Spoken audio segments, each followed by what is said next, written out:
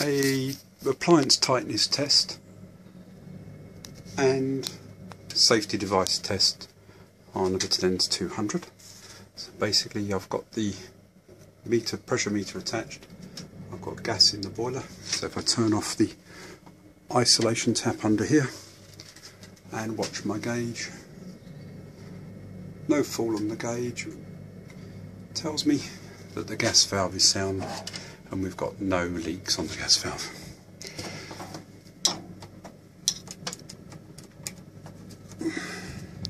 Nice and easy to do that up. I'll test that in a minute with some leak detection fluid. Now for the safety device test, gas is already turned off, so if we go into the control, go to menu, go down to test mode, press on, select on. The boiler's going to try and light now with no gas in it.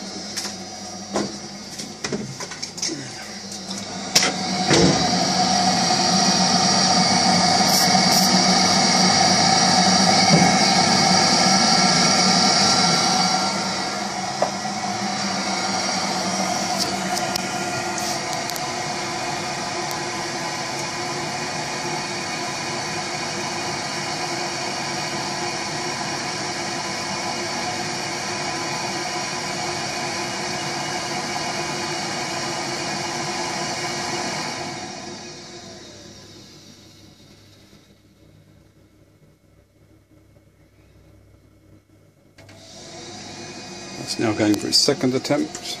Viessmann does 3 attempts to light. You can hear the ignition running there.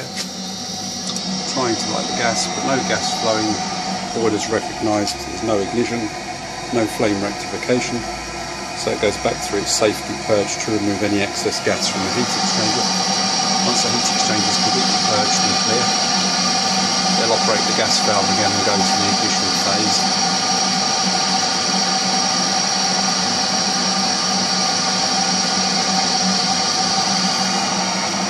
While waiting for that to happen, just go through some component exchange that you might come up against. So a fan to change on a Viessmann, undo the gas nut, remove 2 cables, undo 2 cables here, 2 simple screws there, and slip the whole unit out the front. It comes out really easily.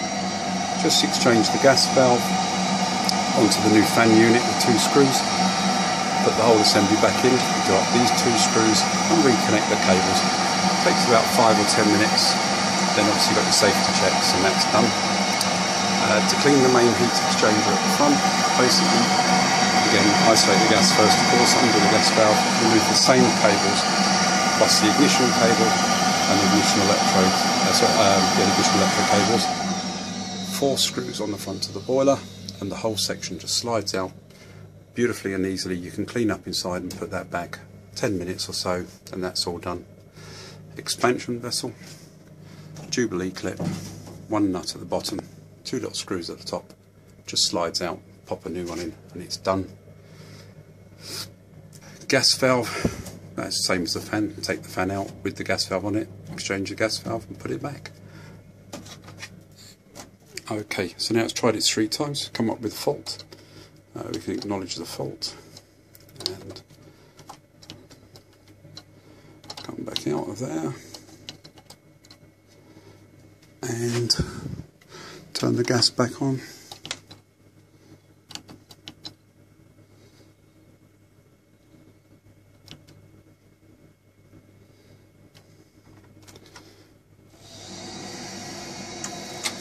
That's it, and we're back up and running. So right, let's have a look behind here.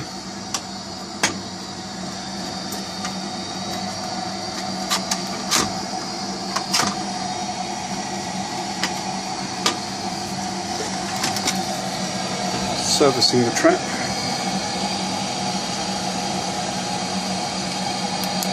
Couldn't be easier on this boiler, just basically undo that clip, pop the trap out, clean it out and it's done. Plate heat exchanger. There's 4 screws behind that insulation cover. 1, 2, 3, 4. Slip the plate heat exchanger off, clean it, and put it back, no problem. Pump exchange, 4 screws, pop the pump out, loads of room to work. Diverter valve, simply just clips on, clips off, The only difficult job on this one, the only bad thing about it is the pressure relief valve isn't serviceable. So if you get a problem with that, you have to renew this entire section, and it's expensive. So the only criticism I've got of the boiler, other than don't use the isolation valves on the inlet on a 200. On the 100 they're fantastic. On this they'll just leak, so don't use them. And that's about it. Brilliant boiler, easy to service, extremely easy to repair. Not that they go wrong very often, but if they do, no one's going to cry over working on one of these. Couldn't be easier.